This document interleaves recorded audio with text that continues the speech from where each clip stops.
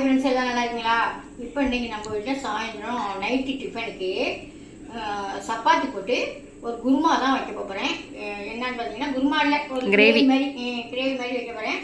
அதுக்கு வந்து நான் இப்போ என்ன எடுத்துக்கிறேன்னு பார்த்தீங்கன்னா கொடை மிளகாய், இந்த பெரிய மிளகாய் இருக்குல்ல, அந்த மிளகாய் தான் ஒரு 2 மிளகாய் இந்த மாதிரி நல்லா பெரிய பெரிய பீஸாக கட் பண்ணி வச்சுருக்கேன்.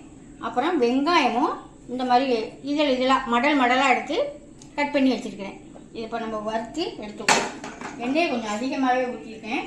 ஊற்றி இந்த வெங்காயத்தையும் இந்த குடமிளகாயும் ஃபஸ்ட்டு வதக்கி எடுத்துக்கலாம். வெங்காயத்தை போட்டுக்குவோம். நல்லா எண்ணெயை சூடு பண்ணிக்கிட்டு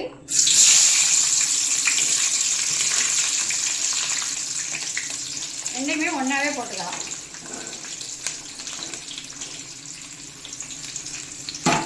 ஒரு கல் உப்பு போட்டு வதக்கணும்னா நல்லாவே வதங்கி வரும்.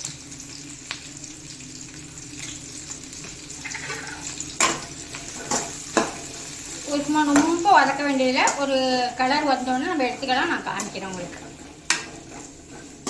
இப்போ இந்த வெங்காயம் வதக்கணும்லங்க, வெங்காயமும் குடமிளகாயும் நல்லா எந்த அளவுக்கு வதக்கிட்டு வரணும். நல்லா வதங்கியும் இருக்கணும், கண்ணாடி பதம், ஒரு கண்ணாடி பதம். ஆனால் நம்ம எடுத்து கடை லாஸ்ட்டில் தான் நம்ம இதை போட போகிறோம். இப்போ நம்ம வேறு பிளேட்டுக்கு இதை மாற்றிக்க போகிறோம். அதனால இந்த அளவுக்கு வதக்கி எடுத்துக்கங்க. இப்போ வேறு பிளேட்டில் மாற்றிடுவோம். இப்போ ஒரு சின்ன இலை, ஒரு ஸ்டாரு, கொஞ்சம் திக்கணுண்டு பட்டை, கொஞ்சம் கல்பாசி விட்டு அதை நல்லா பொரிய விட்டுருவோம். பொரிய விட்டுட்டு எவ்வளோ நைஸாக வெங்காயம் வெட்டிட்டு இருக்க மாதிரி நல்லா இன்னுமே நைஸாக வெட்ட முடியாதுன்னு வெட்டிக்கோங்க. இப்போ இதில் சேர்த்துக்கலாம். சேர்த்து இதெல்லாம் நல்லா வதக்கிக்கணும். வெங்காயம் எந்த அளவுக்கு வதங்கிட்டு பார்த்தீங்களா? நம்ம போட்ட வெங்காயம் வதங்கிட்டு இப்போ இதோட தக்காளியும் சேர்த்து நல்லா தண்ணியாக தைல மாதிரி வதக்கி எடுத்துக்கலாம். 2 பச்சை மிளகாய் வச்சுருக்கேன், அந்த பச்சை மிளகாயும் சேர்த்துக்கோங்க. என்ன நடந்து போச்சுன்னு பார்த்தீங்கன்னா, நம்ம தக்காளிக்கு முன்னாடியே வெங்காயம் நல்லா வதக்கணும்னா இஞ்சி பூண்டு பேஸ்ட் ஒரு ஸ்பூன் போட்டுக்கணும். அதை நான் போட மறந்துட்டேன். தக்காளியும் போட்டு நல்லா வதங்கிட்டு இப்போ தான் சேர்த்துக்கிறேன். நீங்கள் வந்து இஞ்சி பூண்டு பேஸ்ட் வந்து தக்காளி வெங்காயம் நல்லா வதங்கணுன்னே இஞ்சி பூண்டு பேஸ்ட்டையும் போட்டு நல்லா பச்சை வாடை போகிற அளவுக்கு வதக்கிட்டு அப்புறமா தக்காளியை சேர்த்துக்கணும். இந்த மாதிரி தைல மாதிரி வதக்கிட்டு பிற்பாடு இப்போ நம்ம இதுக்கு ஜாமான்லாம் சேர்த்துக்கோமா.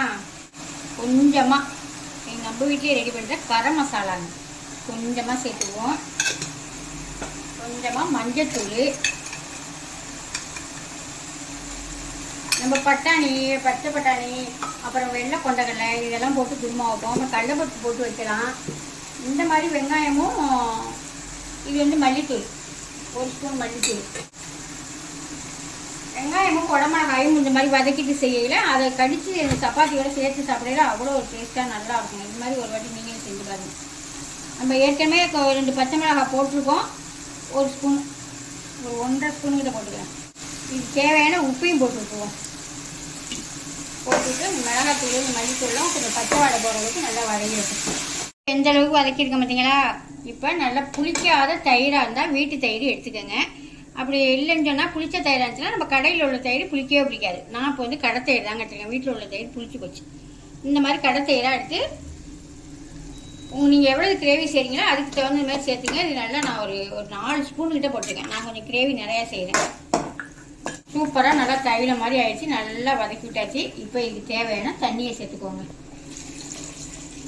ரொம்ப தண்ணியாக வச்சா இது நல்லா இருக்காது.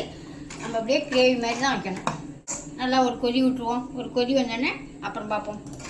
இப்போ இதில் வந்து நான் என்ன செஞ்சுருக்கேன் பார்த்தீங்கன்னா, 1 ஸ்பூனு கார்ன்ஃப்ளவர் மாவு எடுத்து தண்ணியாக கரைச்சி வச்சுருக்கேன். நீ கார்ன்ஃப்ளவர் மாவு இல்லைன்னு சொன்னாக்கா நீங்கள் கடலை மாவு இருந்தால் அது 1 ஸ்பூன் எடுத்து தண்ணியாக கரைச்சிட்டு சேர்த்துக்கலாங்க. அதுவுமே இல்லைன்னா மைதா மாவு இருந்தாலும் சேர்த்துக்கலாம். திக்னஸ்க்காக தான், கொஞ்சம் திக்காக வரதுக்காக தான் சூப்பராக இருக்குது. இந்த தயிர் நம்ம சேர்த்துருக்க ஜாமான் எல்லாம் வதக்கிட்டு இப்போ நான் வாயில் ஊற்றி பார்க்கல. நம்ம ஹோட்டல்ல எல்லாம் சாப்பிடுவோம்லங்க, ஒரு இனிச்சிக்கிட்டு இருக்கும். ஹோட்டல்ல எல்லாம் சாப்பிட்டோம்னா ரொம்ப காரம் சாரம் இல்லாமல் ஒரு இனிச்சிக்கிட்டு நல்லா பெரிய பெரிய ஹோட்டலில் சாப்பிடுவோம் பாருங்க, அந்த மாதிரி டேஸ்ட்டு வருதுங்க. சூப்பராக இருக்குது. நம்ம இன்னும் மற்ற ஜாமானே சேர்க்கல, அதுக்குள்ளேயே அருமையாக இருக்குது. இப்போ நம்ம கரைச்சி வச்சுருக்க கார்ன்ஃப்ளவர் மாவை சேர்த்துடலாம். சேர்த்துட்டு நல்லா கலந்து விட்டுடலாம். நேரமே இருக்க மாட்டேங்குதுங்க. அதனால் நம்மள்ட்ட எல்லா மாவுமே இருக்குது, எதுவுமே வெளியில் வாங்க வேண்டியதில்லை. ஆனால் நேரமே இருக்க மாட்டேங்குது பாருங்கள். இப்போ தான் குளிச்சுட்டு இருந்தேன். வீட்டு வேலை வேறு பார்த்துக்கிட்டு இருக்காங்களா, அதனால் அதையும் பார்க்க வேண்டியதாக இருக்குது. நம்ம ரெகுலர் வேலையும் பார்க்க வேண்டியதாக இருக்குது.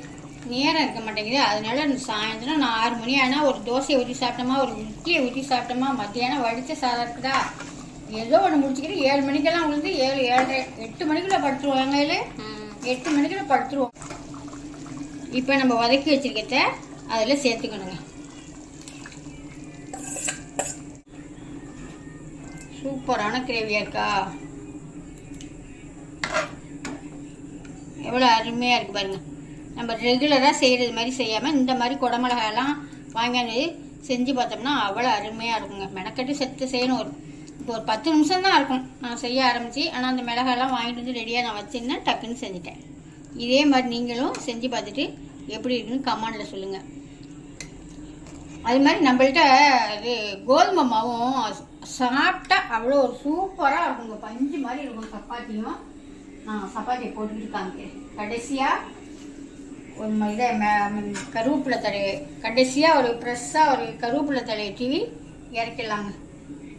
அப்புறம் இன்னொன்று என்ன சேர்க்குறேன்னா, இதெல்லாம் இருந்தால் சேர்த்துங்க, இல்லைன்னா விட்டுருங்க. கொஞ்சோண்டு பட்டர் என்கிட்டலாம் ரெகுலராக இருக்கும், நம்ம பலகாரம் சேர்த்துக்கல, அதனால் கொஞ்சமாக சேர்த்துட்டேன். அப்படியே மூடி வைக்க வேண்டியதான். அப்படியே ஒரு பிளேட்டை போட்டு மூடி வச்சுட்டு சப்பாத்தியை போட்டு எடுத்துகிட்டு பார்ப்போம். கிரேவியும் ரெடி ஆகிடுச்சு, சப்பாத்தியும் ரெடி ஆகிடுச்சா. ஃபஸ்ட்டு எங்களுக்கு பேட்டிக்கு எடுத்து விட்டுருக்கோம். டியூஷன் போயிருக்கு. எங்கள் பாப்பா வந்து எங்கள் குட்டி பையன் இங்கே இருந்தால் நான் நினைக்க அதுக்கு மட்டும் விட்டுருக்கோம். ஒரு மணி போதும். ரொம்ப பிடிக்கும் அவளுக்கு சப்பாத்தினா, அவள் சொல்லவே இல்லை, ரொம்ப பிடிக்கும். நான் கொஞ்சம் எண்ணெய் கொஞ்சம் கூட ஊற்றி தாங்க சப்பாத்தி செய்வேன். எவ்வளோ சாஃப்டாக பஞ்சு மாதிரி இருக்கு பாருங்க, அவ்வளோ அருமையாக இருக்குங்க அந்த சப்பாத்தி. கோதுமையை நல்லா வாங்கிட்டு வந்து, சூப்பர் கோதுமையாக நல்ல கோதுமையாக இருக்கும், வாங்கிட்டு வந்து நல்லா 1 மணி நேரம் ஊற வச்சுருவேன். ஊற வச்சு 1 மணி நேரம் 1.5 மணி நேரத்துக்கு ஊற வச்சுருவாங்க. ஊற வச்சு நம்ம நல்லா 2 நாளைக்கு காய வச்சு நம்ம திருவையில் அரைச்சோம்னா நல்லா சாஃப்டாக பூ மாதிரி போயிருக்குங்க. சாப்பிட சாப்பிட்டுக்கிட்டே இருக்கலாம். நான் தான் அவ்வளோதான் தொட்டுக்க, நான் சும்மாவே வச்சு சாப்பிட்ருவேன். அவ்வளோ மெதுன்னு இருக்கும், அவ்வளோ அருமையாக இருக்குங்க. இப்போ எல்லாருமே சாப்பிட்டு முடிச்சுட்டாங்க. இவ்வளோதான் கிரேவி. சப்பாத்தியை போட்டதுமே பாப்பாவுக்கு கொடுத்துட்டேன், எங்கள் வீட்டு குட்டி பொண்ணுக்கு. இப்போ நம்ம சாப்பிடுவோமா? ரெஸ்டாரண்ட் அந்த மாதிரி அவ்வளோ சூப்பராக அவ்வளோ அருமையாக இருக்குங்க.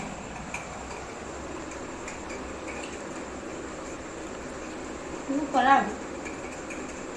நல்லா ஒரு புளிப்பு தன்மை, காரம், அந்த பட்டர்லாம் போட்டோமா அந்த வாசத்தோட பிச்சு சாப்பிட்றதுக்கு அவ்வளோ அருமையாக இருக்குது. நான் செஞ்சது மாதிரியே நீங்களும் இந்த மாதிரி கிரேவி வச்சு சப்பாத்தி போட்டு சாப்பிட்டு பார்த்துட்டு கமெண்ட்டில் சொல்லுங்கள். பாய்.